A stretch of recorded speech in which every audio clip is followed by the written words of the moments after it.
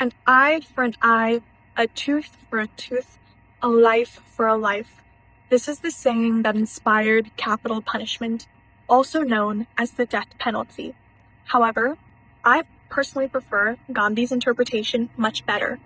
An eye for an eye makes the whole world go blind. And in this way, I firmly oppose the use of the death penalty. I believe that it is an inhumane and barbaric form of torture that should be abolished. And yet, it is still used in 55 countries today. However, I do feel as though I need to preface, I do believe in the notion of retribution.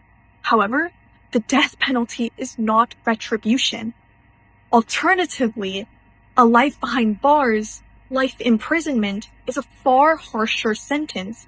It is a sentence that someone needs to live with every single day. And it is not mercy. It is accountability.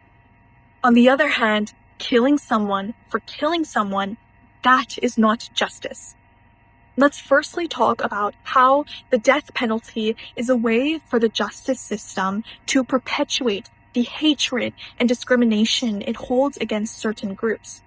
Statistics show that a Black person who has murdered a white person is 17 times more likely to be executed as opposed to a white person who has murdered a Black person. This shows the inconsistency in the usage of the death penalty and the inequality that comes from it. I know a lot of supporters of the death penalty believe that due to this higher punishment that it deters crime. However, there are no statistics to prove such a thing. In fact, in Canada, since 2008, when the death penalty was abolished, crime has actually reduced. I would also like to tell you a story. When I was younger in school, I was blamed in the classroom by a teacher for something that I didn't do. And I still remember that feeling today.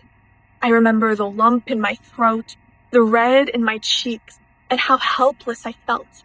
I mean, how can you defend yourself when everyone around you is pointing their finger right at you? And I think a lot of us can relate to this feeling. But imagine this feeling on a much broader scale. And this feeling isn't just a dystopian fiction, it is reality. In fact, 4% of those who are executed are innocent. And as I end this speech, I must ask you this question. How many more innocent people have to be killed before you can proclaim justice? Thank you.